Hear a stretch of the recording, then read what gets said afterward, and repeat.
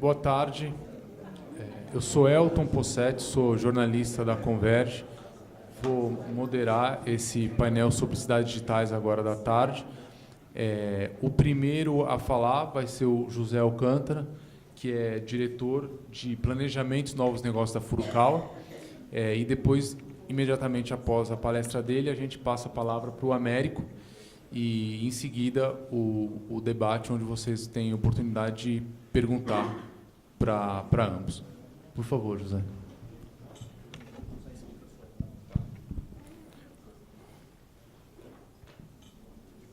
Boa tarde a todos. Inicialmente gostaria de agradecer a presença de todos vocês aqui nessa tarde, né? Com o desafio de mantê-los todos acordados nessa temperatura. Vamos lá. Pessoal, nosso tema é, como todos aqui sabem, as cidades digitais. O nosso enfoque aqui não vai ser técnico, mas sim gerar pontos para depois um debate ou uma discussão de todos nós aqui presentes, tá? Eu acho que pela manhã nós já tivemos no painel na sala 1 a discussão sobre a internet das coisas, então é propício começar com esse pequeno slide. Nós vivemos numa sociedade conectada a todo instante, em qualquer lugar.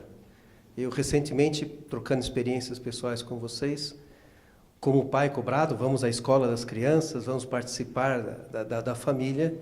Fui almoçar de surpresa na escola da minha filha e descobri que no intervalo, depois do recreio, quase metade, a partir de uma certa idade, está com o seu celular e não brincando ou conversando. Ou desde pequeno nós já estamos vivendo uma sociedade que precisa da conexão.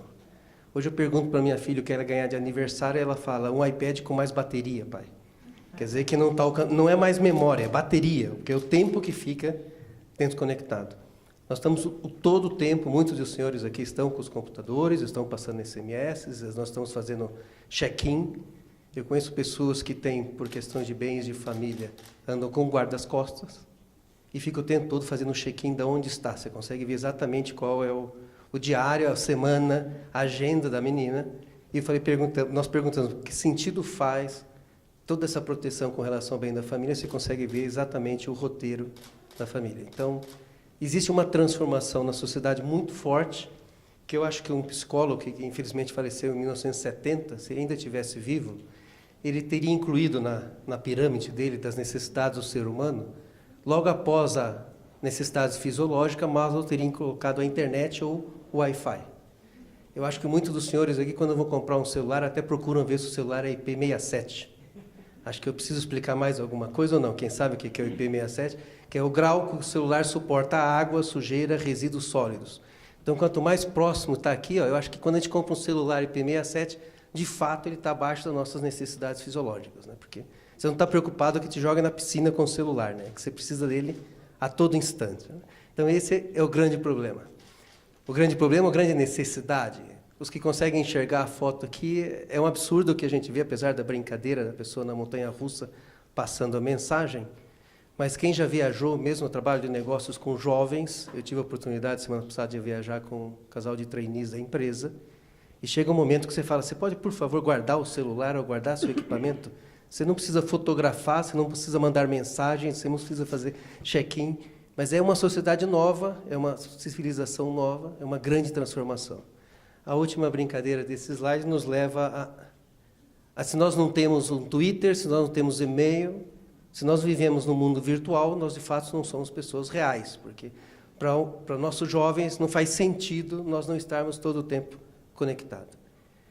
E o gancho aqui é, nossas cidades precisam estar preparadas, nossas cidades precisam...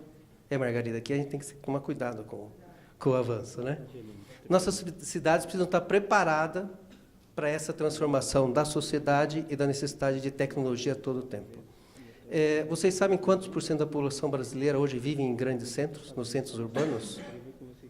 Acho que na década de 70 a gente passou os 50% com 55%. No IBGE de 2010 passamos a 84% da população brasileira hoje vive nos grandes centros urbanos.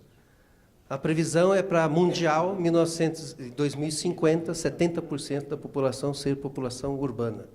Ou seja, estamos vivendo nas cidades. Ou seja, nossas cidades precisam estar preparadas para dar suporte e acompanhar essa mudança tecnológica, essa mudança social. E estar preparada é, efetivamente, a tecnologia aplicada nas cidades causar impacto, fazer-se parte da nossa vida.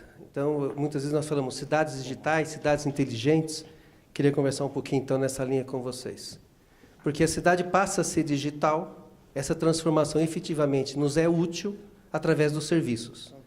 Apesar de ser uma empresa que um dos grandes produtos são cabos, é a infraestrutura, quer dizer, a cidade digital não vive de um monte de cabos e conexões óticas instaladas abaixo da terra ou nos nossos postes. Ela tem que ser percebida, essa transformação, percebido esse ganho.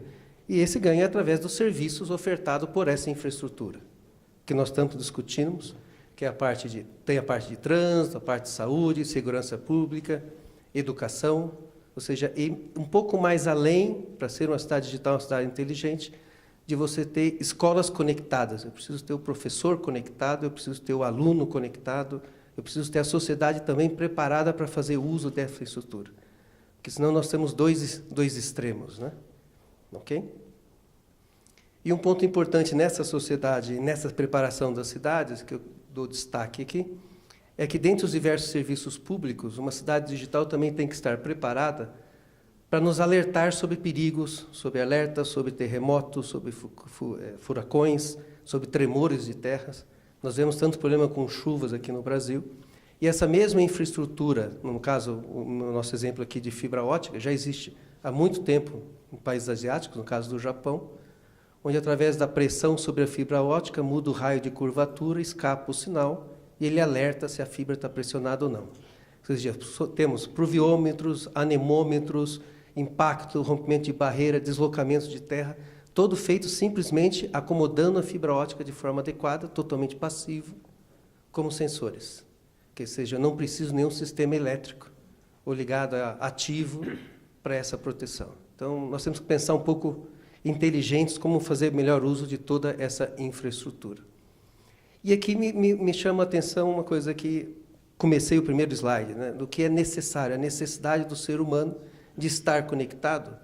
Mas nós temos que lembrar que nós somos privilegiados, né? Quando nós falamos de cidade digital, eu acho que a gente tem que tomar cuidado com o usuário.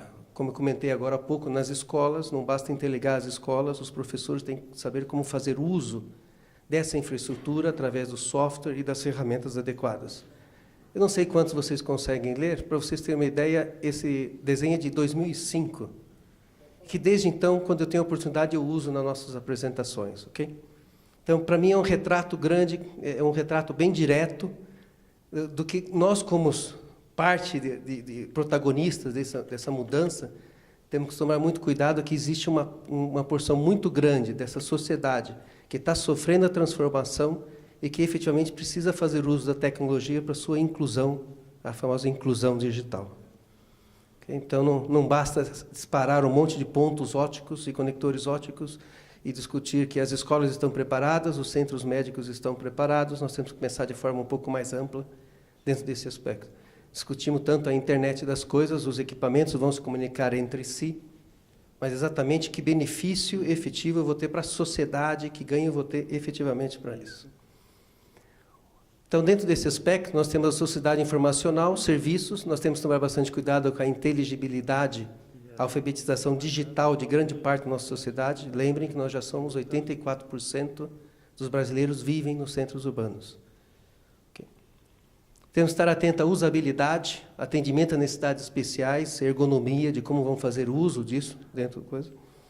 E a base é a fundação, que é o que está, eu costumo dizer, nós não gostamos muito disso, mas a que está na base do edifício, a fundação, que está enterrado, muitas vezes, literalmente enterrado, é a parte do acesso, é a parte da infraestrutura. Essa infraestrutura, nós colocamos aqui que é a base, é a fundação, é vital para todo o processo, e nós temos que tomar alguns cuidados, porque a infraestrutura tem que estar preparada para demanda de banda futura, e como foi mencionado hoje de manhã, com a qualidade, com o tempo que ela está no ar, com o tempo que, como diz a minha amiga Margarida hoje de manhã, imagine uma cirurgia, rompeu o cabo, ou caiu a conexão, ou a banda teve algum problema. Então, não é só banda por banda. A convergência de diferentes serviços tem que estar preparado para isso também, quando nós falamos de infraestrutura.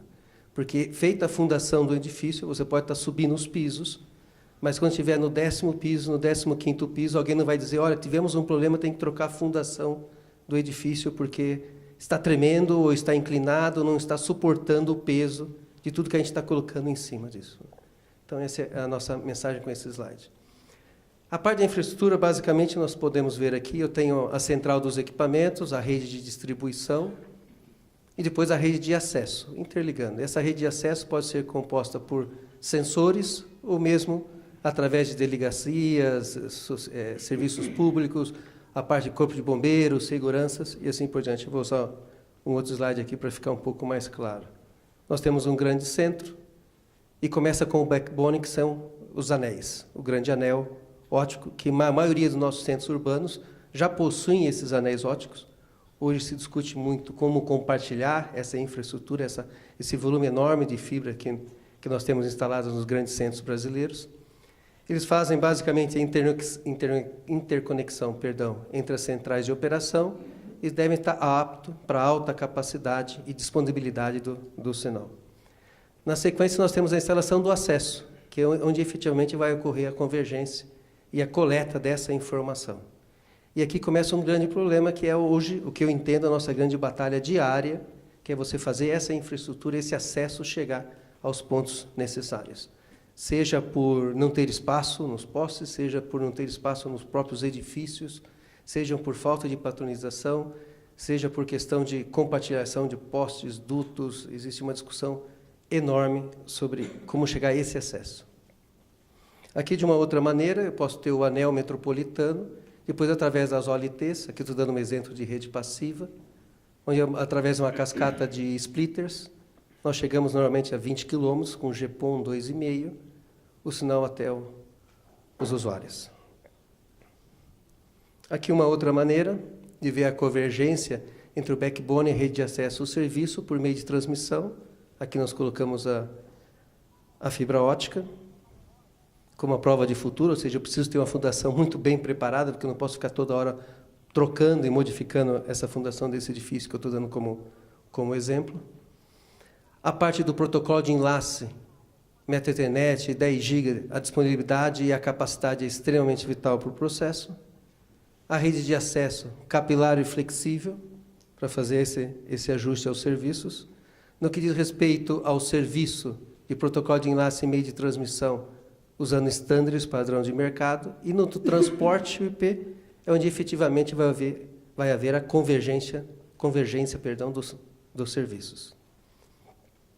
Eu acho que o que nós estamos discutindo aqui é um grande quebra-cabeça, né? Nós temos a discussão que eu iniciei, a importância do serviço, como nós vamos ser impactados e perceber se estamos ou não efetivamente dentro de uma cidade digital, como isso está nos chegando, não é só por eu tenho ou não sinal de wireless, eu tenho ou não acesso à internet, vai muito além disso, né? Senão fica difícil a gente comentar, o serviço está caro, eu pago muito por esse acesso. Você está efetivamente pagando muito por esse acesso ou essa sua percepção de valor é distorcida pelo serviço que você recebe em função daquele acesso? Então, muitas vezes nós falamos, esse outro serviço está caro, normalmente nós associamos ao que ele nos retorna sobre esse investimento. A parte da cobertura, aqui tem uma preocupação muito grande, porque você começa a fundação do edifício, você tem um investimento pesado e, efetivamente, muitas vezes, você ainda não começou a vender os apartamentos dos pisos superiores, né? Então, tem aquela discussão de onde entra o governo, onde entra o sistema de financiamento, como dar suporte a eu montar uma infraestrutura para depois buscar o cliente. Aí a importância da participação do nosso governo, em muitos países já acontecem isso, montando uma infraestrutura, interligando os centros de saúde, interligando escolas, e essa infraestrutura depois é aproveitada, é utilizada por outros serviços dentro dessa cidade digital que nós estamos discutindo aqui. A viabilidade financeira, comentei agora um pouco com vocês, a tecnologia ser aplicada. Um outro desafio que a gente deve refletir um pouquinho é sobre a nossa mão de obra. A nossa mão de obra não está acostumada a fazer esse tipo de acesso, essa capilaridade. A mão de obra e alguns tipos de produtos se busca a padronização global, internacional, em várias empresas, exatamente para facilitar a capacitação e o treinamento da nossa mão de obra para isso, seja conectores de campo, cabos pré-conectorizados. Muitas vezes você tem para interligar um ponto de acesso, agora estou me referindo Fiber to the Apartment. Você leva um dia inteiro para conseguir instalar um ponto, seja pela dificuldade de passar o cabo, seja para não qualificação da mão de obra, ou, em muitos casos, metade do dia discutindo com o síndico, apresentando documentação, pedindo autorização para entrar com a fibra ótica dentro dessa infraestrutura desse condomínio, seja comercial ou industrial. Agora, temos aqui, nossa empresa dedica muito tempo e tem uma infraestrutura só para isso, um grupo só para isso, para capacitar mão de obra. Okay? É a mesma, me faz lembrar, eu era gerente do departamento técnico quando nós saímos lá no final da década de 80, início de 90, com os grandes backbones da Embratel, interligando Rio-São Paulo, começando a lançar um volume de fibra ótica nesse nosso país, na beira das rodovias, onde o pessoal estava acostumado a instalar cabo metálico e usava a unha para decapar a fibra ótica. Né? Não, se fizer assim, sai a fibra. Se cortar retinho, dá para fazer a fusão. Nos grandes centros, instalando cabos, o pessoal... Qual a sua formação? Não, eu estava aqui, o cara me contratou a gente brinca por arroz e feijão, né? Então, quando você trata do acesso óptico, vai um pouquinho mais. Nós estamos vivendo novamente, me faz lembrar, esse período onde a diferença da mão de obra era absurda com relação à sua necessidade. E aqui, só para nos lembrar, a questão do compartilhamento de infraestrutura, tem vários pontos a serem discutidos sobre isso.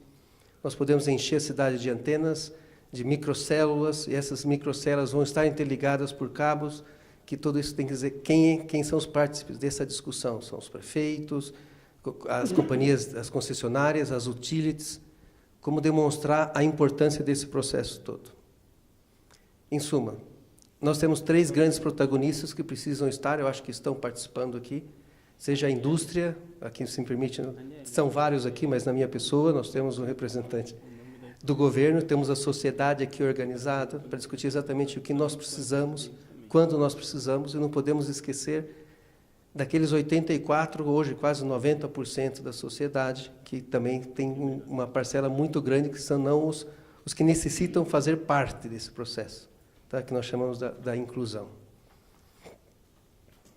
Hoje as pessoas às vezes misturam um pouquinho a questão de o que é uma cidade digital e o que é uma cidade inteligente. Cidade inteligente, eu não sei quantos de vocês já pararam para pensar um pouco. A cidade inteligente, eu costumo dizer, começa na cidade digital,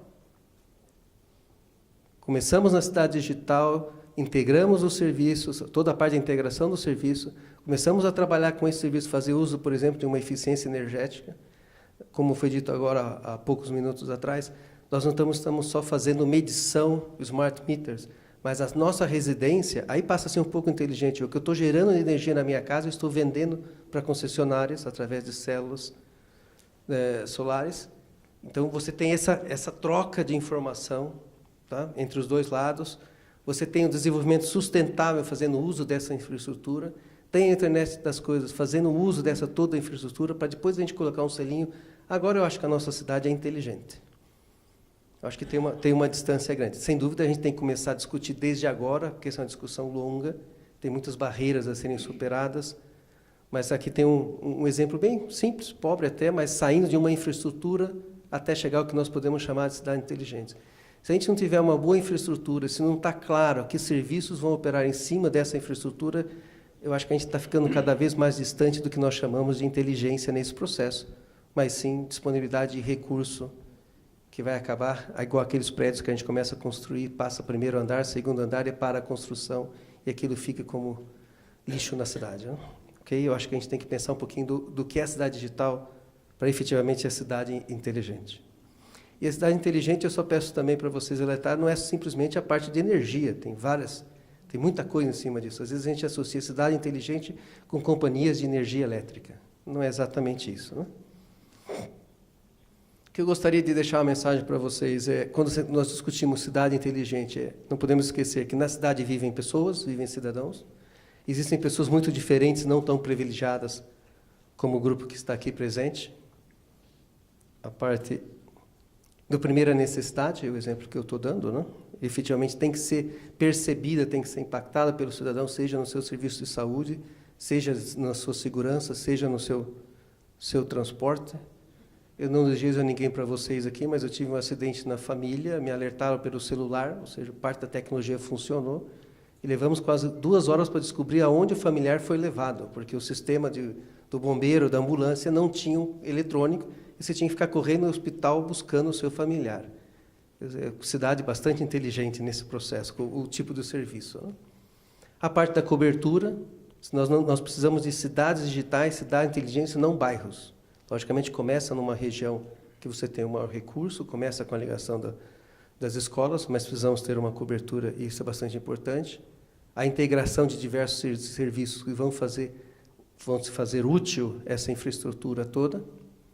A rede de acesso, que eu falo que hoje, como indústria, é a nossa grande batalha, é a velocidade com que se instala os pontos.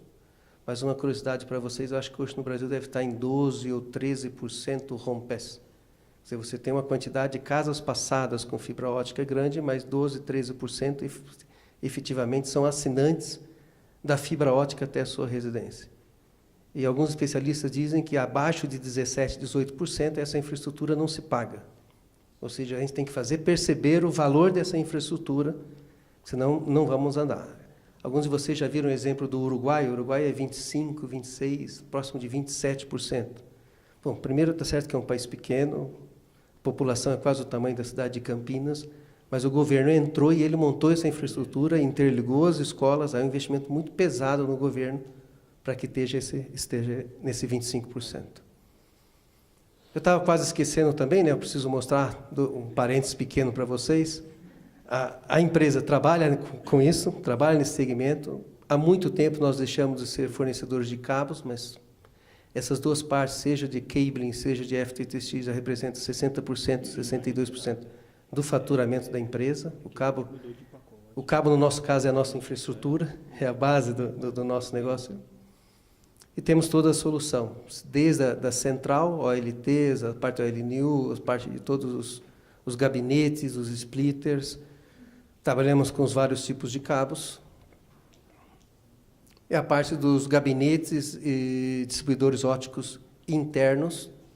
E aqui o nosso grande desafio, onde eu gostaria de avisar, onde nós temos mais gastado o nosso tempo e o nosso desenvolvimento, que é os cabos drops e os cabos internos para facilitar a instalação desses produtos, principalmente porque não existe mais espaço na maioria das nossas cidades, porque nós não vamos construir novas cidades, né? Nós temos que conviver com boa parte com o que nós já temos de infraestrutura. Depois, eu queria só dizer muito obrigado para os senhores e espero que tenha sido útil para jogar alguns pontos aqui para a gente poder debater e participar em conjunto desse fórum. Muito obrigado.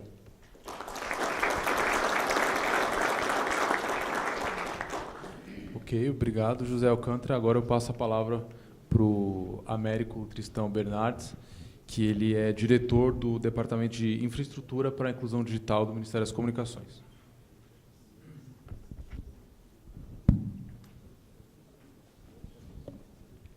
Bom, boa tarde a todos e todas. Agradecer também o convite, né, pela oportunidade de estar falando um pouco das coisas que a gente anda fazendo. E, assim, no começo estávamos eu e o Alcântara aqui discutindo quem começava, quer dizer, discutindo não, vendo, quase tirando para o ímpar aqui para ver quem começava primeiro, não é mesmo? Mas, e percebemos que havia, não vou dizer que há uma complementariedade bastante importante, né, entre o que o Alcântara falou e entre o que eu vou colocar aqui nessa minha apresentação. Bom, a ideia básica que a gente tem aqui, né, surgiu do fato, eu diria assim, até um pouco, né, tem um pouco a ver com o fato de que a secretária de Inclusão Digital, né, Lígia Pupato, ela tem formação em biologia, ela foi reitora da Universidade de Londrina, formação em biologia, né? Então, desde o primeiro momento, ela pensou, desde as primeiras discussões que começaram em 2011, lá no Ministério, neste projeto, né? A gente já trabalha com isso há mais tempo, mas neste projeto que nós estamos agora, né, foi pensada essa ideia de um ambiente, né? E aí, eu acho que o Alcântara pega muito também em cima disso, né? Pegou muito em cima disso, essa ideia de que existe um ambiente, não é, que as cidades, né, elas se constituem enquanto um ambiente aí onde você tem, não vamos chamar assim, os agentes, os seres vivos, os humanos, né, mas que começam também a pulular, talvez, os agentes, vamos chamar assim, artificialmente vivos, que são essas coisas que ficam conversando umas com as outras, né, e que cada vez querem mais conversar umas com as outras. Então, a ideia de um ambiente, né, é um ambiente onde você possa, né, desenvolver inovação e cooperação. Essa foi uma motriz aí do nosso trabalho. Bom, o Alcântara mencionou também a evolução, né, a urbanização da sociedade brasileira, né, só que essa urbanização ela ainda tem uma marca, né, ela ainda tem uma marca muito importante, que eu acho que todo mundo mais ou menos conhece. Essas duas imagens aí são só para mostrar, não é, que, vou chamar assim, a exclusão digital, né, ela está bastante relacionada à exclusão social, né? Eu acho que todo mundo tem uma certa ideia. Esse aqui é o IDH, né, de 2010, tá certo? IDH municipal, né, calculado em 2010. Isso aqui é a quantidade de acesso em banda larga, né, por 1.000 habitantes, né, tirada agora em março desse ano. Né? E aí você vê, né, aquilo que já é conhecido, né, que o Brasil tem grandes zonas, não só no Norte e Nordeste, mas também no Sul e Sudeste tem zonas importantes, né, de exclusão. Quer dizer, aí entra a história, né, quando você fala, quer dizer, quando o Alcântara menciona, existe um papel importante, e a gente acredita que o Estado, né, não é só o governo, que o Estado tem um papel importante, tem um papel fundamental, né, na atuação nesse sentido. Tá certo? A gente tem buscado, né, nestes últimos anos, né, tem buscado evoluir na direção de provimento de condições de crescimento dessa infraestrutura, seja aí através de investimentos aí no backbone da Telebrás, não é? Tem várias ações de investimento em infraestrutura, tá certo? Várias ações de renúncia fiscal, contratação de serviços, por exemplo. Hoje, né, nós estamos implementando aí 21.000 conexões, a maioria delas via satélite, para conexão aí de pontos remotos, escolas rurais, postos de fronteira, unidade de saúde, etc. Né? As licitações de radiofrequência, né, e uma dinâmica aí de preferência de fortalecimento da indústria nacional. São algumas das várias ações que a gente tem feito, né? E alguns resultados, eu diria, importantes têm sido colhidos, né? Se você olhar aquele mapa que eu mostrei aqui, né, esse mapa mostra a exclusão, mas eu diria assim, que é importante perceber que há um processo dinâmico, tá certo? Há um processo dinâmico de evolução, não é? Que aquela mancha que era muito mais, talvez, homogênea em 2010, né, de falta de acesso, ela começa a ser alterada, né, à medida que a gente vai evoluindo com a infraestrutura na direção norte, aí, ou seja, a gente fala, né, a gente brinca, né, a oeste de Tordesilhas, né, porque o Brasil construiu-se, né, a leste de Tordesilhas. Um problema que os governos seguidamente têm é como é que você caminha, não é? Como é que você empreende essa marcha para o oeste. Empreender a marcha para o oeste significa, inclusive, fortalecer, né, iniciativas de construção aí na direção norte e na direção oeste. Bom, e aí entra, né, essa lógica, né, do nosso projeto, né, visto que são necessárias diversas ações, né, é importante reconhecer, e o Alcântara mostrou ali mais para o final da palestra dele, né, aquela ideia de que essa ação de construção de uma cidade digital ou de uma inteligência digital, algo desse tipo, né, o que eu estou chamando, né, desse ecossistema de inovação e cooperação, ele exige a ação de vários agentes, dos governos, nas suas 3 esferas. A gente não pode esquecer que nós estamos num país, né, e tem muita gente que às vezes acha que o governo federal tem todas as possibilidades. Vamos dizer assim, felizmente ou infelizmente, não sei, não é correto. Quer dizer, há necessidade de negociar as 3 esferas de governo o tempo todo, mas não só as esferas de governo, né, mas a iniciativa privada, as empresas e a sociedade. Quer dizer, a construção desse ambiente requer a interação entre esses vários agentes, aquelas 3, não esferas que você também colocou na sua apresentação, né? Então, é necessário, portanto, para a construção dessa cultura, essa interação entre os vários agentes. E aí, volto também, né, parece que a gente combinou, né, que a gente falou um monte de coisa parecida, né? Volto também à ideia de que construir uma cidade digital não é construir uma infraestrutura. É claro, né, eu diria assim, é claro, não sei se a formação do Alcântara é de engenharia, mas eu digo assim, é claro que engenheiro que sou, eu sempre penso o seguinte: qualquer coisa que eu vou pensar, a primeira pergunta que eu faço é: qual é a infraestrutura que a gente vai começar esse troço? Porque não adianta, né? Eu não sou engenheiro civil, mas eu tenho sempre aquela brincadeira. Não adianta começar uma casa pelo telhado, né? Então eu sempre pergunto qual é a infraestrutura, né? Mas o objetivo final e o foco não é a construção da infraestrutura, tá certo? A infraestrutura é um meio fundamental e por isso tem que ser bem desenhada, não é? Para que a gente possa ter a melhoria da gestão pública e dos serviços que são prestados à população, tá certo? Né? Que a gente possa ter a transparência nas ações públicas, né? Eu lembro que a lei da transparência, tá certo? Ela foi, né, promulgada em 2009 e ainda tem uma quantidade enorme de municípios no Brasil que não implementaram adequadamente as exigências que estão naquela lei, né? Essa infraestrutura, tá certo? A cidade digital, ela também deve ter como objetivo a democratização do acesso à internet, a garantia, não é, de que os cidadãos, né, possam ter acesso à internet e a uma internet de boa qualidade, né? Tá certo? E que também seja, não é, um ambiente para a construção, né, do conhecimento, não é? E ao final das contas, né, esses elementos se constituem como elementos fundamentais para o desenvolvimento local, né? Bom, então esses são os objetivos fundamentais, né, que a gente vê como os objetivos aí para a implantação. E o nosso projeto ele se constitui, então, em cima de 3 eixos, né? O primeiro eixo, como eu disse, é a construção da infraestrutura, né? Segundo eixo é a capacitação de pessoal local, porque não adianta você construir uma infraestrutura sem que você tenha gente para garantir minimamente, ou garantir a manutenção dessa infraestrutura, mas, ao mesmo tempo, valer-se, aproveitar, utilizar essa infraestrutura, não é, para o desenvolvimento, não é, e, como terceiro eixo, né, a disponibilização, aí, seja de conteúdos ou de serviços aí para a população.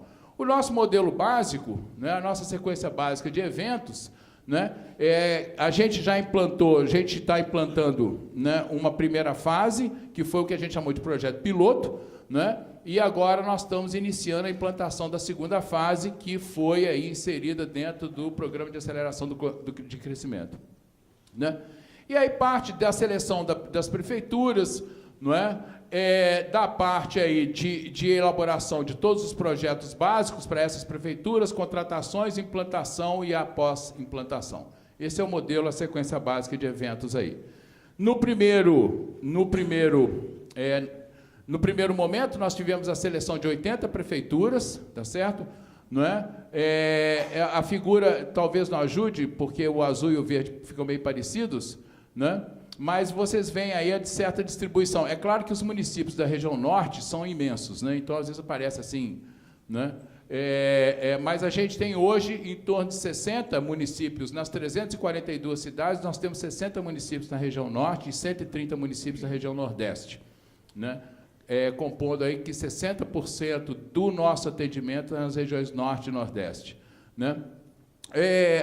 Dos 80 municípios que nós selecionamos em 2012, né, cujo contrato para as empresas empreiteiras aí foi feito em dezembro de 2012, a implantação efetiva começou em 2013, nós já estamos com 37 redes implantadas, né, e o nosso cronograma prevê a conclusão da implantação agora em novembro. As últimas cidades a serem implantadas em novembro, né, a gente deve ter mais ou menos 60 cidades até outubro sendo implantadas, né? No PAC, nós fizemos a chamada no começo do ano passado, mas a publicação dos municípios só foi feita em outubro. Nós começamos a trabalhar no edital em outubro do ano passado, né? Lançamos o edital em abril, foi abril, né?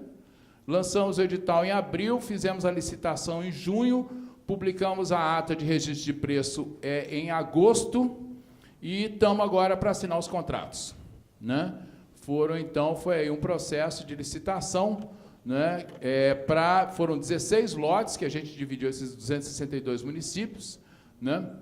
E aí nós estamos assinando os contratos agora. Eu acredito que nesta semana a gente assina os contratos para começar a elaboração dos projetos executivos ainda em setembro, né? Bom, quais são as características, né? Bom, primeiro a infraestrutura. A infraestrutura, nós, no primeiro projeto, né, na primeira fase, que foi o projeto piloto, nós fizemos uma estrutura, um anel óptico, né? Mas o que nós percebemos é que isso já exigia, quase que após implantada a infraestrutura, havia uma exigência, não é, de ampliação do acesso, que é o problema que o Alcântara também falou. Então, na segunda fase, que é essa agora do PAC, né, nós já passamos para uma estrutura passiva, né, basicamente GPON, tá certo? Que aí nós aumentamos significativamente o número de pontos, né? Enquanto no projeto inicial a gente tinha uma média de 10 pontos por município, não é? A gente está passando agora para uma média de 25 pontos por município.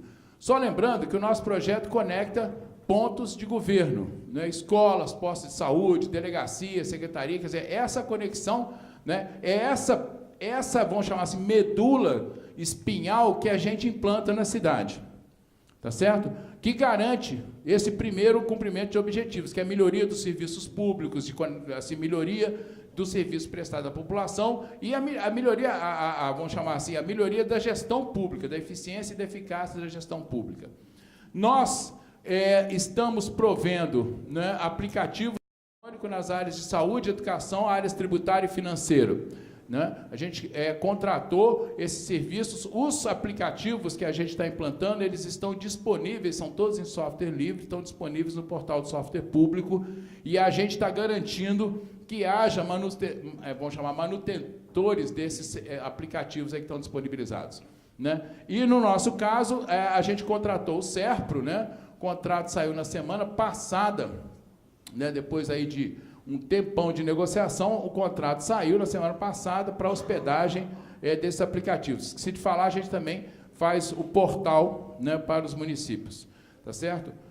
Os municípios que queiram, tá? O município que ele faz um acordo de cooperação conosco, ele é obrigado a disponibilizar esses serviços. Se ele não tem algo a disponibilizar, a gente provê o que ele pode disponibilizar, tá certo? Mas se ele já tem, ele usa o que ele tem. Se ele quer implantar localmente, ele tem liberdade de fazer isso. Se ele não tem, e aí, só para fazer uma questão, né, só um reparo, Alcântara, a sua frase, né, a sua fala, que é o seguinte: 84% da população está em centros urbanos, mas não é uma grande parcela, uma parcela considerável está em municípios pequenos, médios. A gente tem 4 mil municípios no Brasil, o Brasil tem 5.546 municípios, 4 mil tem menos de 50 mil habitantes. Então, a nossa faixa, né? Essa turma aí, vou dizer assim, que é o problema que a gente está lidando, né? São, de fato, aqueles municípios inassistidos aí que a gente está tratando, né? E, finalmente, a gente está trabalhando com a formação de servidores da população. Nós temos a formação de servidores via, não é, a RNP, né? São 5 servidores por município, que a gente está, são vários cursos aí, né? Desde cursos mais básicos de manutenção de redes óticas, né? Até cursos aí na área de gestão e planejamento e governança, né? E temos aí o Pronatec. Hoje nós estamos com 30 mil vagas disponíveis em 11 cursos na área de TI, que vai desde operação e manutenção de redes até web design, essas coisas todas, né? Nós temos perto de 3 mil vagas que estão ocupadas. O grande problema, né, o maior problema que a gente tem nesse tipo de projeto, acho que todo mundo tem uma certa noção disso, é o fato de que, implantada a infraestrutura, bom, você tem que se tornando essa infraestrutura necessária, tá certo? Isso já é um elemento importante para que ela tenha sobrevida, né? Mas o problema de sempre que se pergunta é quem vai garantir que essa infraestrutura continue funcionando, quem vai dar manutenção, quem vai operar, quem vai fazer isso. A gente está discutindo com as prefeituras, a gente tem proposto 3 mecanismos básicos, né? Um é o próprio orçamento, que a gente acha que é o mais difícil de ser implantado, poucos municípios têm condição de, com o seu próprio orçamento, garantir isso, né? A parceria com instituições públicas ou privadas, mas o que a gente tem julgado muito peso é na ideia de concessão da infraestrutura para que provedores locais, e aí sim, aproveitem essa espinha dorsal que a gente montou para provimento de acesso. né? Então, ele faz aí, garante numa parceria a partir de uma concessão, ele é capaz aí, não é, de levar esse acesso, ou seja, nós já demos o primeiro passo, o provedor vai dar continuidade a isso aí, né? Os maiores problemas que a gente tem tido, né? Bom, acho que compartilhamento de infraestrutura, este é o maior problema, eu diria, né? Todo mundo aqui sabe o que é isso, todo mundo que já implantou alguma coisa sabe da dificuldade que é esse troço, né? Tanto é que nós vamos investir agora, eu tenho uma estimativa de que essa negociação com concessionárias, ela tem atrasado em 8 meses a 1 ano a implantação dessas infraestruturas que a gente tem, né? Eu fui, antes de vir para o Ministério, eu fui do Conselho de Administração da RNP, né? E acompanhei muito de perto os problemas de implantação das redes Comep, que foi uma dor de cabeça infernal, né?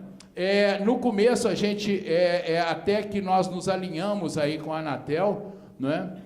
Nós tivemos muita dificuldade, né, nessa questão da SLP, né? E temos tido aí, né, eu diria assim, né, uma relação muito boa, né, com a Anatel, aí conseguimos romper várias dificuldades, né, para que esse processo se resolva, e agora a gente colocou no novo edital que as empresas, né, que as empreiteiras, elas têm aí a obrigação de juntar toda a documentação e meio que entrar com o processo na Anatel para facilitar todo o processamento lá, e contratação de link, né, contratação de link.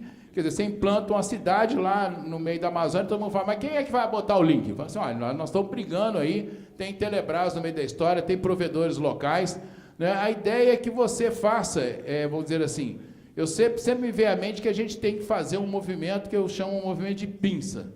Não adianta você construir uma coisa desse lado sem que você faça o provimento do outro lado. Então, a gente está trabalhando no norte, a gente está trabalhando com as empresas de processamento de dados, Prodam, Prodep, Prodap, para que também elas, né, além de provedores locais, sejam capazes aí de fazer, né, o provimento de banda que essas cidades precisam, né? Eu diria que a gente tem avançado aí de forma bastante positiva. Bom, é isso aí, eu estou à disposição aqui, né? Não sei se estourei o tempo. Exato? Está vendo? Muito obrigado.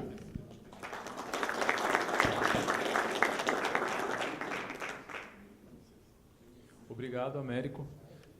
E agora estamos abertos para as perguntas de vocês. Quem se habilita? Lá no fundo tem uma pessoa que levantou a mão.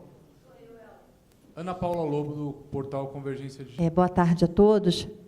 Américo, você acabou de colocar na sua exposição que o compartilhamento de infraestrutura tem sido um grande desafio. Queria que você detalhasse um pouquinho mais quais são as dificuldades que vocês estão enfrentando e como é que está sendo a participação dos provedores locais nesse processo. Eles estão entendendo qual é a importância do projeto das cidades digitais?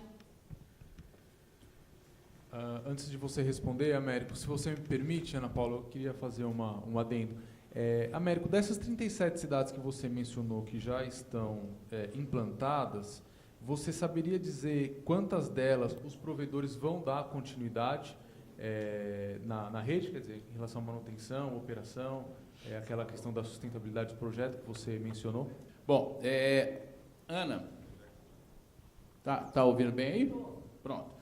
É o seguinte, os problemas que a gente enfrenta, não é, são basicamente os problemas que eu diria assim que todo mundo que está fazendo uma empreitada como essa enfrenta, né? A gente tem, bom, primeiro problema, acho que qualquer um que anda na rua de qualquer cidade deste país, né, a gente sempre imagina que Brasília seria uma cidade assim modelo, alguma coisa desse tipo, né? Mas eu atualmente resido lá no Lago Norte, todo dia eu passo em frente a um poste que eu fico calculando que dia esse poste vai desabar.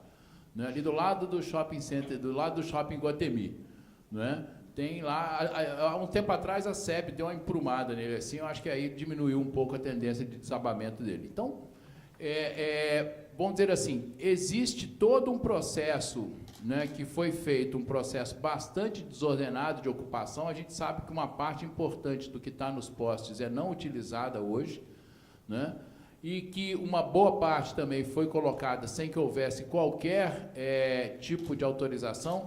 Então, o que a gente tem como, vamos chamar assim, como resposta, em geral, um não interesse na concessionária de energia elétrica em autorizar o uso do poste, tá certo?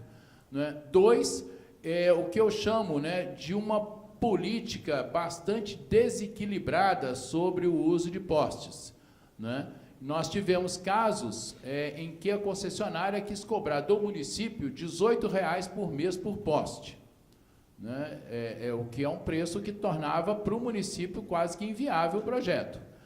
Os preços têm circulado na faixa aí de R$ 6, R$ 7,00 por poste. Então, primeiro, eu diria assim, é um desinteresse em aprovar o projeto. A gente fica insistindo, e às vezes demora 3, 4, 5, 6 meses para a gente ter uma resposta sobre o projeto. Isso quando ele não some em alguma gaveta. Depois, quando vem a proposta, você tem lá uma cidade dessa, às vezes são os caminhos aí de 10 quilômetros, 15 quilômetros, você tem lá o uso, sei lá, de 200 postes, tem cidades que a gente trabalhando 400 postes, você vê o preço assim, a hora que o prefeito fala assim, olha, a sua conta é essa por mês, o cara olha e fala assim, olha, estava escrito no acordo que o senhor tinha que garantir o uso dos postes, mas eu não sabia que era isso tudo, não. E a companhia me paga quanto? Tem sempre aquela pergunta, e a companhia me paga quanto, a concessionária me paga quanto para botar esses postes tudo na rua aqui? Afinal de contas, quem que é a rua? Aí entra num debate complicadíssimo, em relação ao qual não existe uma, vamos chamar assim, uma regulamentação.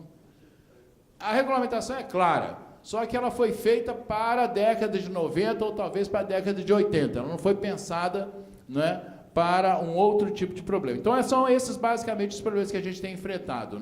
Uma falta de interesse por parte das concessionárias, tá certo? Um valor altíssimo que eu considero pelo uso deste poste, terceiro, a gente tem ainda um problema adicional, que é o fato de que, em alguns casos, quase que eu digo assim, o nosso projeto foi visto como uma possibilidade de melhorar a rede da concessionária. Nós tivemos casos em que a concessionária falou assim, tudo bem, você pode usar os postes, mas você vai trocar. Assim, tem uns 20 postes, que era poste de eucalipto, eu quero que você bote poste de concreto. Mas como assim? Essa fibra não é tão pesada assim que vai derrubar o poste. Não, mas tem que melhorar, que não vai aguentar, e você não tem discussão nesses aspectos. Então, a gente tem sofrido aí esse uso. Não vou falar da parte de rodovia, ferrovia, etc., porque a encrenca é maior ainda. Nós tivemos um caso em que, para atravessar uma ferrovia, a empresa nos cobraria, não a nós, a prefeitura cobraria R$ 10.000 por mês para autorizar a passagem de uma fibra sobre a ferrovia. Aí eu autorizei a empresa lá, que faz o serviço para a gente, falei assim, não, faz o seguinte, cava um buraco debaixo dessa ferrovia e passa a fibra aí, depois a gente vê o que acontece. Então, eu acho assim, eu digo que nós enfrentamos, tá certo? Eu digo as mesmas situações que qualquer operadora de telecom enfrenta. Nesse aspecto, nós somos muito parecidos. Eu diria assim, nós somos muito mais parecidos com os pequenos provedores. Tá certo? Nós somos muito parecidos com os pequenos. Todas as queixas, eu recebo lá o pessoal, assim, tive recentemente no evento, de uma das associações, e o que acontece é isso, você tem esse problema de compartilhamento, de não autorização, de dificuldades, etc. e tal. Então, a gente está tentando discutir com a ANEEL, tem aquela discussão entre a ANEEL e a Anatel sobre essa questão de compartilhamento de infraestrutura. Eu não vou falar nem de antena aqui, porque antena aí é uma outra dor de cabeça que, por enquanto, não faz parte das minhas dores de cabeça. Mas toda essa parte, eu acho que todos nós aqui dentro, eu tenho a impressão que todo mundo que está dentro dessa sala tem muita clareza de que hoje existe um problema real, que é a questão de compartilhamento de infraestrutura. Quer dizer, a gente não consegue, e nesse aspecto eu diria que nós somos parecidos com os provedores, com as empresas aí de provimento de acesso, nós não conseguimos, ou temos uma barreira importante para melhorar a qualidade do serviço, que é essa dificuldade de ter o compartilhamento de infraestrutura. O que faz com que você tenha duplicação de infraestrutura, você tenha multiplicação de antenas e cabos, etc, etc, etc. A gente está tentando discutir com os provedores aí para ver se nós conseguimos avançar, no sentido de ter aí alguma melhoria, na regulamentação ou na legislação que trata desse tema. Bom, sobre os provedores locais, eu não sei se é claro para todo mundo, né, que este projeto, eu digo que a gente começou em 2011, ele representa uma inflexão muito importante dentro da ótica do Ministério das Comunicações, eu quase que diria do governo federal, sobre o tema inclusão digital, né, particularmente sobre cidades digitais, né. No meio da década, no começo dos anos 2000, cidade digital era entendida enquanto banda larga de graça para a população. Tá certo? E eu mesmo falei isso, né? Vocês vão achar Américo, você falou em 2004, você falou isso agora. É verdade, tá certo? Né? E a vida é boa porque ela nos ensina coisas, né? E aí a gente vai aprendendo a dificuldade que é isso, tá certo? Né? Então, o que nós hoje, se vocês olharam ali, o que a gente tem de foco hoje, né, e aí essa questão que talvez aí o Alcântara colocou, talvez não, que o Alcântara colocou, que eu acho importante, é o seguinte, o foco do governo é aquilo que é problema do governo, que é a melhoria do serviço público, a eficiência da gestão pública. Esse é o nosso problema. Agora, se eu posso implantar uma infraestrutura, né, que eu vejo que um ente privado possa se valer dela para garantir a melhoria do acesso, por que não fazê-lo? Né? Pensando tinha aqueles post-it que ele botou ali, né, que era essa questão de longo prazo. Aliás, esse foi um problema também das redes que a gente implantou no começo dos 2000, que eram as redes Wi-Fi, que eu implantei rede em Minas Gerais, e na primeira tormenta de janeiro, Minas Gerais deve ser o lugar do planeta que tem mais relâmpago, não é não? Eu acho que é. Mas a primeira tormenta, 30% das antenas iam tudo embora. Era raio em tudo quanto é poste, acabava, queimava tudo. Pronto, a rede ficava toda não operacional. Né? Então, a gente discutiu muito com os provedores, ainda há uma certa desconfiança, e aí talvez responda a sua pergunta, há uma certa desconfiança, mas a gente está conseguindo mostrar, primeiro, que nós não somos competidores, segundo, que a gente pode ser parceiro nessa história. Então, a gente tem incentivado os municípios. Nessas 37 cidades, elas estão sendo entregues, começaram a ser entregues mais ou menos alguma coisa, poucas no começo do ano, né? A gente teve uma grande leva agora em maio, junho, né? E esse assunto, ele ainda é novo, tem 2 cidades onde houve interesse dos provedores, a gente já está trabalhando com os documentos de concessão, não há clareza pelos municípios sobre como é que é feita essa concessão, então a gente está elaborando um edital de concessão para os municípios. A gente deve soltar, nessa leva do PAC, nós já vamos começar, com os projetos executivos, nós já vamos começar a trabalhar com os municípios com essa ideia de concessão, para que, se bobear, eles já trabalhem esse projeto de concessão antes de ter a rede entregue. Né? No piloto, nós trabalhamos a ideia de concessão depois que a rede estava entregue. Nós vamos começar agora a trabalhar com essa ideia antes da rede ser entregue aí. Tá? Uma complementação, né? Hoje a gente tem muita atenção com o que a gente consegue ver na rua, né? É o poste, os dutos, são as galerias, mas como eu coloquei rapidamente na apresentação, hoje a nossa indústria, a maior preocupação é que a infraestrutura compartilhada de acesso. Porque uma coisa é você discutir como é um pouco mais complexo ainda, um outro degrau, que é uma coisa você discutir com uma concessionária de energia que representa os postes do município, ou muitas vezes de todo um estado, e outra é você discutir síndico por síndico com a infraestrutura daquele centro comercial, daquele condomínio residencial, muitas vezes não preparado para ter esse acesso, ou, no pior ainda, uma operadora já chegou e tomou o único espaço que tinha, e você já não tem mais como chegar a esse teu cliente, e o cliente não tem muitas vezes opção de escolha. Então, eu acho que ainda tem um compartilhamento de estrutura, algo que diz respeito à infraestrutura ainda mais complexo, que vai vir muito próximo quando você começa a trabalhar com acesso. Né? Ok. Próxima pergunta. Américo, hoje teve uma sessão sobre internet das coisas, como falou o Alcântara de manhã, né? E várias questões surgiram que se podem recolocar aqui na mesa, né? O Alcântara falou muito bem que cidade digital não é cidade inteligente, né? E você até falou em que 2004 havia até você tinha falado que entendia cidade digital apenas com banda larga e que era muito mais do que isso. Agora eu vou fazer uma pequena provocação para depois fazer uma pergunta. Nos planos que estão no Ministério, na Secretaria, vocês já estão vendo algum tipo de piloto para cidade inteligente, Smart City, conectado? Como é que isso está do ponto de vista do planejamento de longo prazo? Porque uma das questões que surgiu, na internet das coisas, eu acho que podíamos fazer algum tipo de associação com a cidade inteligente, né?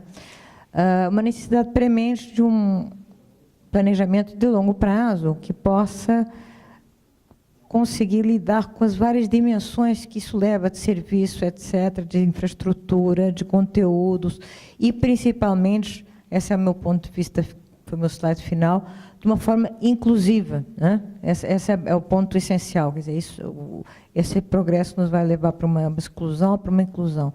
Então, essa questão já está no radar do Ministério das Comunicações, do ponto de vista, por exemplo, de usar a internet das coisas ou cidades inteligentes para melhorar a mobilidade urbana, né?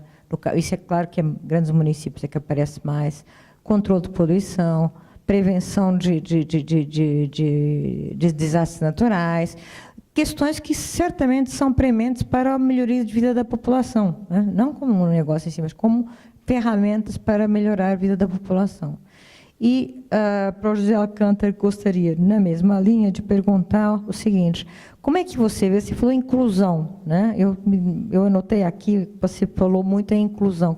Gostaria que você falasse um pouquinho mais no modelo que vocês têm na cabeça na Furukawa, como é que você vê esse modelo avançando no cenário atual para efetivamente essa tecnologia servir para a inclusão digital / social. Aliás, eu não gosto de inclusão digital, eu gosto de falar inclusão social, né? Que tem várias dimensões, uma delas é digital, né? Que eu acho que hoje a gente deve falar mais, a coisa mais junto, que eu acho que é como grande desafio do Brasil. Como é que a gente vai fazer essas novas tecnologias convergir de uma forma que se transforma em um instrumento de inclusão, sim, de melhoria da vida da população e de cidadania? Américo. Margarida, bom, essa provocação, na verdade, vou chamar assim, eu acho que hoje é a provocação que deve ser feita, né, para a gente no seguinte sentido. Bom, eu sempre digo lá para a nossa equipe, né, que parece, né, para o pessoal nosso que está trabalhando lá, para a equipe de engenharia nossa lá, que faz projetos, que acompanha a implantação das empresas, que fica cobrando das empresas, parece que implantar infraestrutura é um tormento. Eu diria o seguinte: essa é a parte mais fácil do projeto. Tá certo? Implantar a infraestrutura é a parte mais fácil. Eu brigo com concessionária, com prefeitura, né, cavo buraco, faço lá o escarcel lá, mas no final das contas, a infraestrutura vai estar implantada. Né? Demora um tempo, demora menos tempo, mas ela vai estar implantada. O problema é como é que, também dentro daquela figura que o Alcântara mostrou, né, a gente começa com a infraestrutura, serviços, né, o Alcântara mostrou uma figurinha que vai do cinza para o azul claro, não sei se é a figurinha do cinza para o azul claro, né? Vamos chamar assim, né? Eu diria o seguinte: ali você tem uma evolução que eu poderia chamar do útil para o inteligente, né? Essa é uma preocupação, essa é uma discussão que a gente está tendo, né? O que a gente está discutindo com os municípios, e alguns municípios tem uma parte que é também dos municípios, assim, no seguinte sentido, né? Vou te colocar, tem município, né, um municípiozinho que a gente visitou, logo foi um dos primeiros que foi implantado, né, no sul da Bahia, se chama Piraí do Norte, né? Naquele município tinha uma rede, a prefeitura tinha 57 computadores, cada computador era conectado a uma rede muito curiosa, né, que era assim, umas caixinhas de sorvete, umas caixas de ferramenta daquelas de plástico, né, tinha um switchzinho dentro da caixa, pendurado no poste, assim, e saía 4 cabinhos assim, que conectava cada computador e um montão de cabinho percorrendo os postes, assim, ligando a rede lá. Essa era a rede de atendimento à internet na cidade. Essa rede dava 30K mais ou menos, né, Luiz? O Luiz visitou a cidade ali, né? Dava uns 30K mais ou menos por computador, não dava para fazer nada. E o prefeito pagava R$50 por conexão. Aí a gente botou a fibra ótica na cidade, né? Então, aí ele contratou um link para aquela cidade e falou assim: não, maravilha, isso aqui, agora eu posso fazer tudo, posso fazer, entrar no INEP, posso fazer, quer dizer, saiu de... Essa foi o que eu chamaria assim, o primeiro passo, que é útil para a administração pública.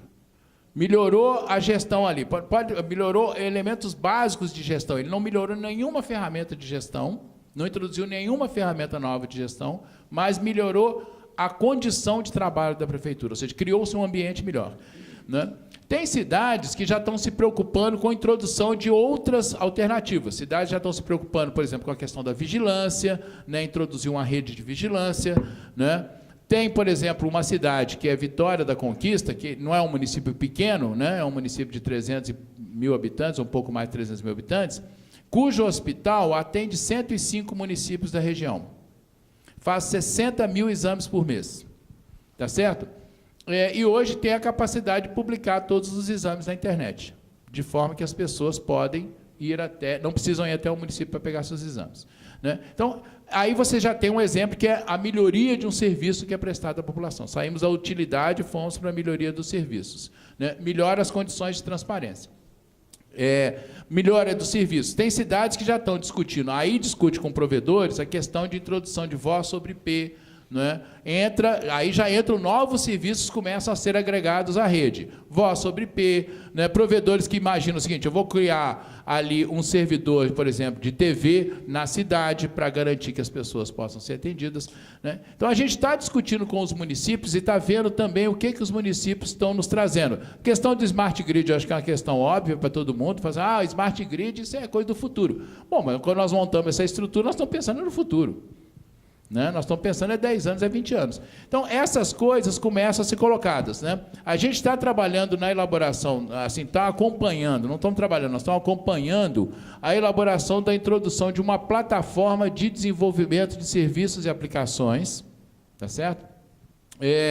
É um projeto que está vindo da Europa, a gente está, eu estou dizendo, a gente acompanha com muito interesse, né? E estamos incentivando a implantação dessa plataforma no sentido de que você tenha o desenvolvimento de serviços e aplicações. Por exemplo, já foi desenvolvido nessa plataforma um serviço de sensoriamento para regiões de chuva. Tá certo? Que você pode ter aí um aplicativo que tem. Você tem aí vários aplicativos que funcionam via smartphone. Então, se a rede de smartphone fala com essa rede que a gente foi implantada, aí você tem um montão de aplicativos, aí medição de poluição, medição de várias características do ambiente, essas coisas todas, né? Então, assim uma preocupação. A gente já começa a discutir com os municípios, nós pretendemos, né, mais adiante um pouco, começar a selecionar casos de sucesso para que a gente possa mostrar para os outros municípios como que essa evolução pode ser feita, né? Então, é um problema que a gente está tratando, tá certo?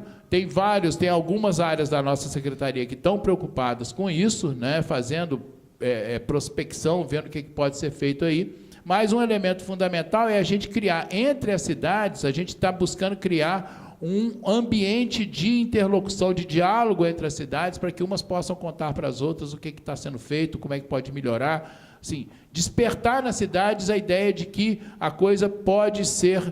Aquilo que foi implantado, essa rede que foi implantada, ela pode, né, permitir uma evolução importante no ambiente da cidade, né? Eu não falei de educação aqui, porque eu acho que a educação é a coisa mais, assim, mais óbvia do mundo, né? Mas um dos aplicativos que eu disse é a de gestão educacional que a gente está implantando.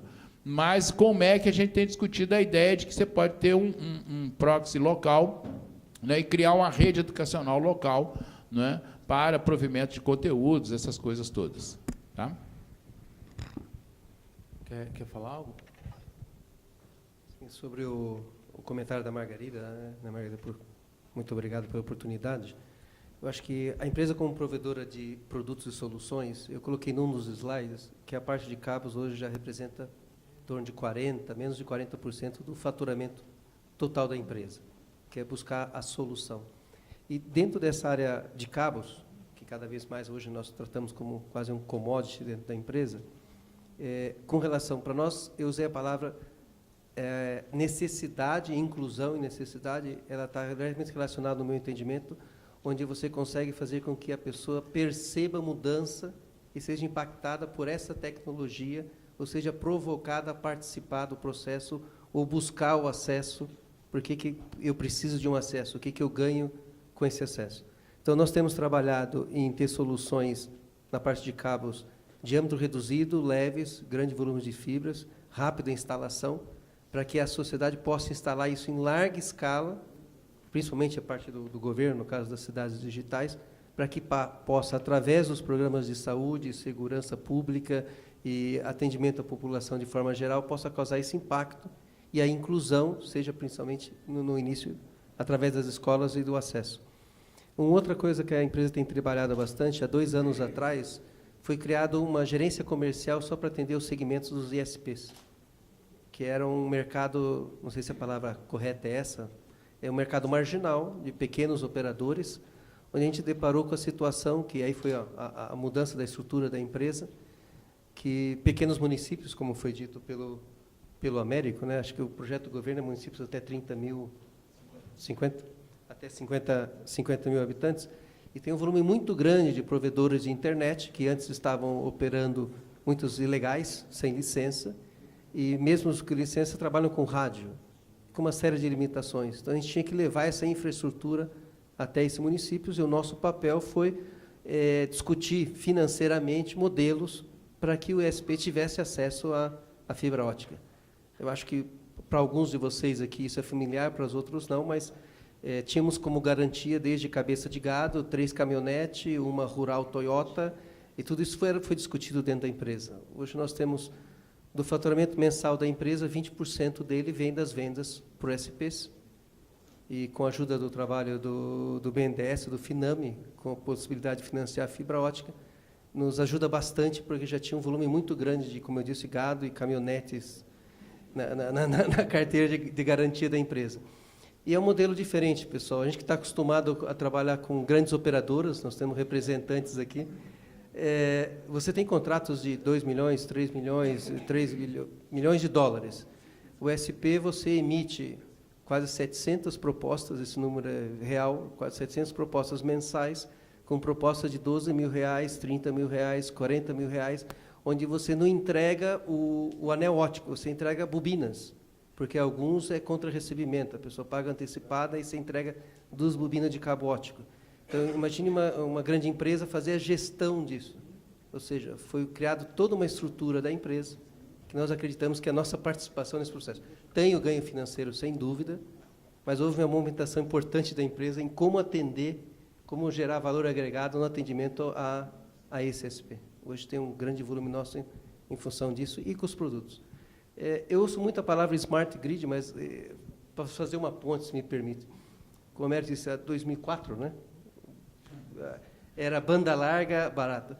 É impressionante, eu não julgo isso de forma assim tão direta, porque desde que se começa a discussão, mas tem vários colegas nossos que Smart Grid é uma maneira da companhia de energia elétrica evitar roubo e desvio de energia. Bom, que seja, desde que a gente comece a pensar um pouco sobre isso, né? Mas é importante ver que Smart Grid é muito mais do que medidores elétricos, né? Isso eu fico repetindo o tempo todo, porque lá fora a gente vê conceitos muito diferentes, e quando a gente discute com expertos, especialistas nesse segmento, quando a gente apresenta os primeiros conceitos, que nós ainda estamos em Smart Grid, é um gap, uma diferença muito grande. Por isso é importante a discussão iniciar e se manter e chegar aí o que a gente está precisando. Ok, temos uma pergunta aqui no meio. Emílio Louros, da Intel, fazer uma pergunta ao professor Américo. É um pouco carona na pergunta da professora Margarida a respeito da migração da cidade conectada para a cidade inteligente. Eu queria entender se a gente já consegue identificar um interlocutor nesses municípios que puxa a demanda ou uso das redes, no seguinte sentido, é a educação, é a segurança pública, ainda é muito básico. Com quem há essa interlocução? Quem é que faz essa puxar para fazer com que, de fato, essa rede seja utilizada e tenha uso efetivo? E como é que é a evolução, aí, pegando aquele quadro da pirâmide de Maslow, como é que é essa evolução dentro do poder público, dentro do município? Bom, esse é um mapeamento que a gente começa a fazer. Uma coisa é o que eu imagino que será, outra coisa que a gente começa a medir. Até para dizer para vocês uma coisa importante, nós estamos desenvolvendo um sistema de monitoramento que deve entrar no ar em breve, né? O protótipo, a versão, vamos chamar assim, a versão alfa já nos foi apresentada, a gente já praticamente homologou a versão beta, deve entrar no ar em breve. Entrar no ar significa de acesso público, né? Onde qualquer um poderá olhar a cidade e olhar cada ponto da cidade que nós implantamos, qual o tamanho da banda. Ninguém vai ver o que está sendo trafegado, porque isso não pode ser visto, né? Nem nós vemos. Né? Mas qual o tamanho da banda que está trafegando na cidade? Então, isso começa, talvez, a te dar um indicativo, né, se a escola é o que trafega mais, se é o posto de saúde. A gente está trabalhando junto com o Ministério da Saúde para que nessas cidades onde nós estamos implantando infraestrutura, onde tem perto de 1.600 unidades de saúde, a gente conecte todas essas unidades à rede e, portanto, todas estarão conectadas ao centro do DataSUS, né, permitindo que todo cidadão aí sim vai usar o seu cartão SUS, aquela história de que você chega, né, vai ter um prontuário unificado, aquela coisa toda, você chega lá, está tudo mapeado, o que você fez, que remédio você tomou, essas coisas todas. Então, a gente já está implantando isso aí, né? Num primeiro momento, o que aparece é que saúde e educação são usuários de maior peso, né? Mas a gente tem ainda os pontos de acesso público, né? Toda cidade tem até 4 pontos de acesso público, tá certo? E hoje você consegue enxergar, né? Tem vezes que chega até 60, 70 usuários, né, dentro do ponto de acesso público, que é uma praça ali assim, né, que a gente bota numa praça, num local público assim, né, e a gente percebe que esses pontos ainda começam a ter uso, né. Para te dar uma ideia, né, a gente tem um cálculo lá que diz quanto que a prefeitura tem que contratar de banda, o que flutua em torno de 16 mega, 20 mega, para garantir uma certa qualidade no serviço que é prestado para a população. Eu hoje tenho cidades que já estão contratando 200 mega, 150 mega para os seus serviços, né? Então, saindo de 20 mega, já estão contratando 150, 200 mega, porque perceberam que há um incremento, não é, muito rápido das aplicações que começam a ser utilizadas, né? Se a gente imaginar projetos mais no futuro de telemedicina, né, coisas desse tipo, telediagnóstico. Eu falei desse hospital, por exemplo, lá de Vitória da Conquista, né? Se a gente imaginar que esse hospital começa a operar serviços de telediagnóstico junto com as unidades de saúde, isso aí começa a exigir cada vez mais um esforço de banda, né, a ser provido aí para a rede, né? Então, nós estamos dando os primeiros passos, nós estamos monitorando isso, tá certo? Nós implantamos esse sistema, hoje nós estamos com 10 cidades no ar, monitoradas. Acho que é isso, né? 8 a 10 cidades, das 38, 8 a 10 cidades que a gente monitora, né? Mas ainda estamos no primeiro passo, assim, né? É aquilo que eu disse, quer dizer, nós estamos saindo da infraestrutura. Eu acho que hoje, pela primeira vez, a gente tem, de fato, vamos chamar assim, uma amostra significativa do que são as possibilidades criadas por esses 4.000 municípios, né? Acho que, mais do que especulações, eu posso dizer o seguinte: se eu boto uma fibra ótica no município de 30.000 habitantes, o que acontece? Tá certo? Eu acho que em alguns meses eu vou poder começar a te dizer, de fato, o que acontece. Não é uma especulação, não é dizer, eu acho que vai acontecer isso. Acontece isso, né? E isso pode ser um elemento fundamental para esses pequenos provedores, porque você vai nesses municípios, o que você tem, eu acho que todo mundo que for um município desse sabe, você tem, quando muito, uma rede sem fio completamente congestionada. A hora que você olha, não tem um canal que não está trombando, em geral, equipamentos de qualidade discutível, né? Quando você não encontra uns equipamentos que não são homologados pelo meio do caminho, né? E aí, quer dizer, eu acho que você, ao mostrar para esse provedor, muitos desses seus 700 clientes estão comprando 2 rolos de fibra, não sei o quê, tá certo? São as pessoas que estão percebendo. Tem cidades, eu conheço uma cidade no Rio Grande do Norte que tem 27.000 habitantes, eu não sei, metade dos domicílios já estão com fibra, né? Então, você tem quer dizer, é um processo de evolução. Eu acho que a gente vai poder dizer, em alguns meses, de fato, o que acontece. Quando numa cidade de 30.000 habitantes, você, com uma cidade com baixo poder aquisitivo, o que acontece quando você implanta uma infraestrutura, né? A nossa antevisão, quer dizer, o que a gente está antevendo é de que isso vai começar a quebrar, não é?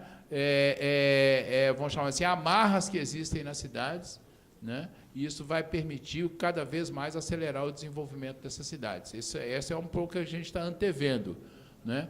É claro que o governo tem que também trabalhar em outras áreas, que é garantir que tenha backhaul para atender essas cidades. Não adianta nada implantar uma infraestrutura na cidade e a única coisa que eu consigo é uma conexão satelital que custa R$5.000 o megabit, né? Como de fato a gente tem. Aí é quase a morte do projeto, né? mas a gente está tentando caminhar com todas as coisas ao mesmo tempo, né? Bom, no Brasil você tem que consertar o avião voando, né? Não tem jeito, né? Uma coisa interessante que a gente queria somar, dentro desse mercado SP, a gente percebe que como eles atendem, tá certo, tem grandes SPs, mas a maioria são muito pequenos, como eles estão na linha de frente a esses pequenos municípios, a gente percebe claramente que a maioria desses proprietários vem de uma associação de pescadores, é o vereador da cidade, é o presidente da Câmara de Comércio. Então, são pessoas que conhecem exatamente o que a população local necessita e começa a distribuir a sua rede em função disso. E esse acesso à internet, essa banda, acaba servindo como um menu degustação.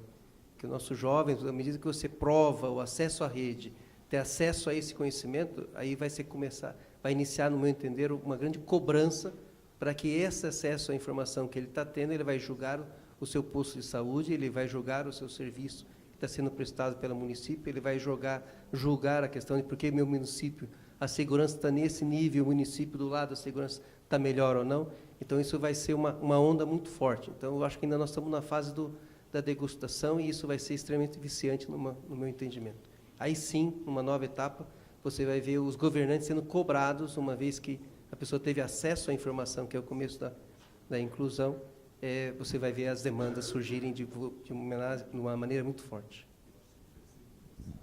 Ok, temos tempo para mais uma pergunta. Boa tarde, eu sou o Carlos Azevedo da TIM. Queria fazer uma pergunta para o Américo.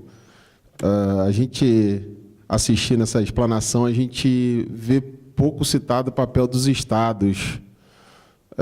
Eu queria saber se tem algum exemplo de ação com os estados e fazendo um link também com a questão tributária, né? Serviço de telecomunicações, os impostos estaduais são os maiores vilões, né? Então, eu queria saber se a Secretaria de Inclusão tem alguma ação relativa aos estados e quais ações estão sendo feitas com os estados para desonerar o serviço.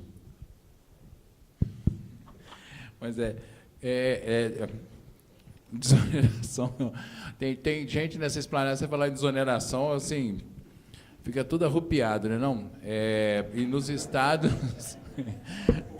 E não é pouco. E nos estados é um problema, né? Porque, de fato, né, a gente fala desoneração, a parte de impostos federais nesses serviços, vamos dizer assim, todo mundo pode dizer, a carga tributária é monstruosa. Tá bom, Mas a parte federal é muito pequena, o danado é o imposto de circulação. A gente tem por exemplo, a gente tem um grande projeto, esse que eu falei que é o GESAC, esse projeto ele é isento, né, de ICMS.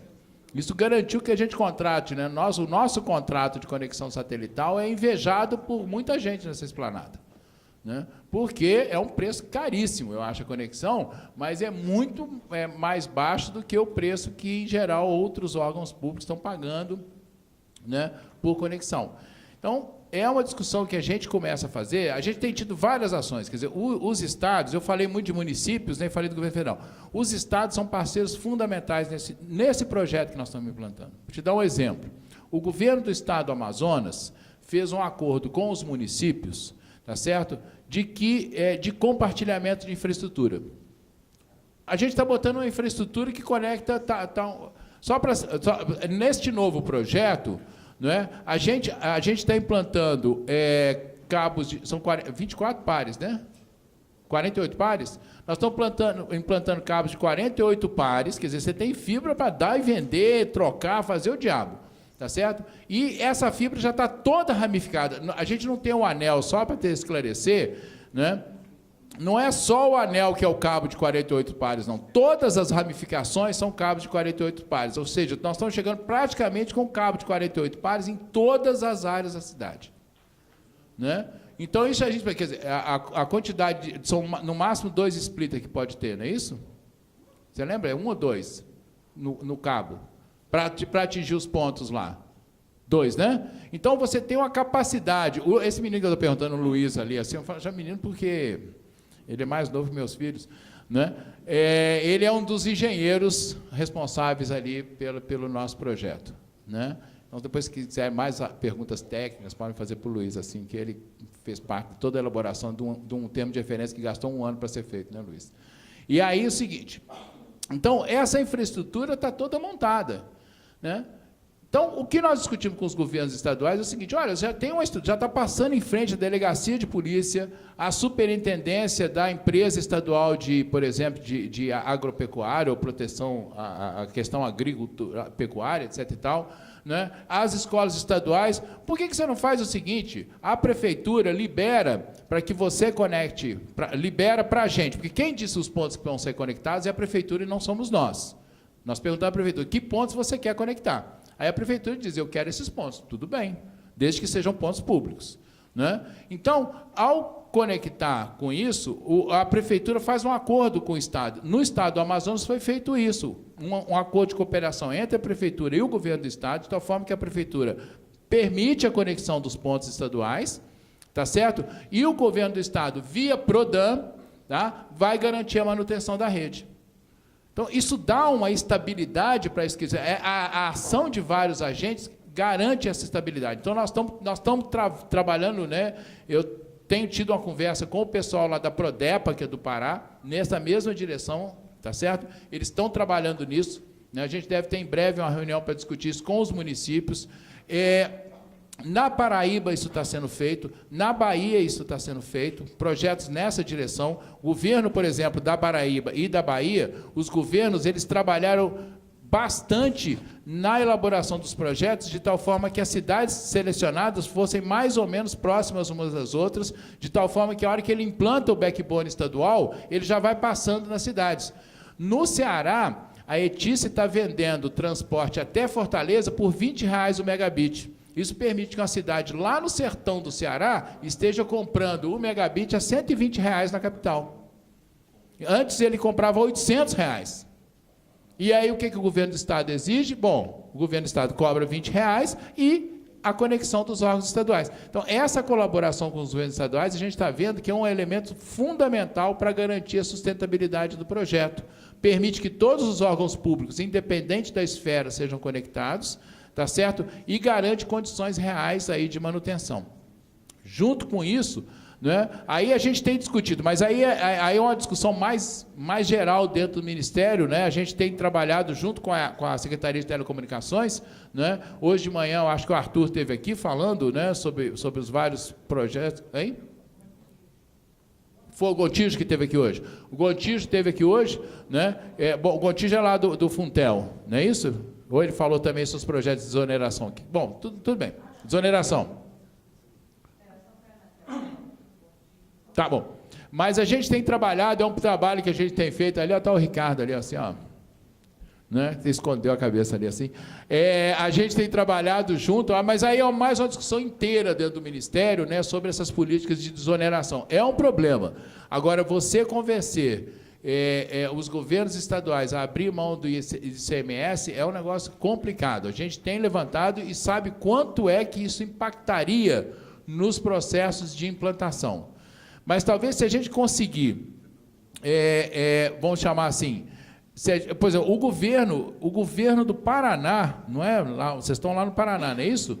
O governo do Paraná, ele deu isenção, tem um projeto lá que dá isenção para os municípios que utilizarem produtos que são fabricados no Paraná, no caso, Furukawa. Não é isso?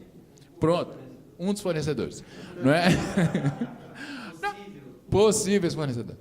Aí o seguinte, eu estou querendo dizer o seguinte, existem preocupações, eu acho que está todo, claro, assim, eu acho que todo mundo, é um problema, eu acho que, não sei quem mais é de governo, não sei eu aqui, né?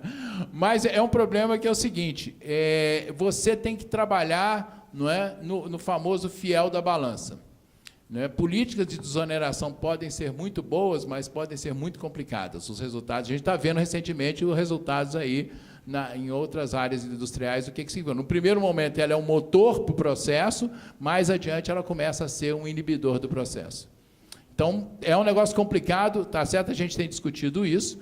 Na Secretaria de Inclusão Digital, a gente teve outros projetos junto aos governos estaduais, que foi financiar bolsas para alunos de graduação, não é, desenvolverem projetos de inclusão digital, particularmente ligados aí a desenvolvimento local, não é, e desenvolvimento de projetos aí nas áreas de educação, etc. e tal. Nós tivemos no ano passado um investimento aí quer dizer, aplicamos 23 milhões de reais em projetos voltados, né, que foram aí concessões, convênios com governos estaduais para essas áreas aí, né, de desenvolvimento, pensando basicamente em desenvolvimento local, e aí envolvendo as instituições de ensino e fundações de amparo à pesquisa, né?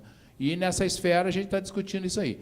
Bom, e tem uma discussão aí com outras áreas do governo federal, Ministério da Saúde, Ministério da Educação, principalmente, né, que são aí, você tem 170 mil escolas no Brasil, você tem 40 mil unidades de saúde no Brasil, né, que todo mundo tem que ser conectado, e com conexões aí.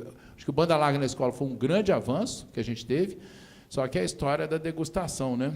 Coisa boa a gente prova, né, logo depois quer mais, né? É a história do traficante, né? A gente é meio que...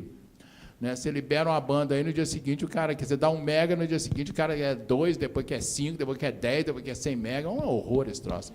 Né? Banda larga vicia, né? Banda larga vicia, banda larga é viciante. O Ministério da Saúde adverte, né? Vou botar um troço assim naqueles... Não, mas é verdade isso, né? Eu acho que todo mundo sabe disso, né? Todo mundo sabe, aquele negócio da bateria que você falou, né? E aí, quer dizer, você tem uma demanda imensa. Quer dizer, a demanda no Brasil, quando eu brinco assim, você tem 170 mil escolas para serem conectadas, 70 mil escolas rurais, tem 3 mil que são conectadas por satélite, as outras não são. Das 70 mil escolas urbanas, mais ou menos, vou dizer assim, 98% tem banda de 2 mega. Então, você viu o que é a demanda. Se quiser saber a demanda no Brasil, só isso aí vai comer fibra furocal, você vai rolar contra. Ok, não temos mais tempo, nosso horário já está estourado. Agora agradeço ao Américo, ao José Alcântara pela participação, por terem aceitado o nosso convite. Agora temos um intervalo antes do último painel do dia. Obrigado.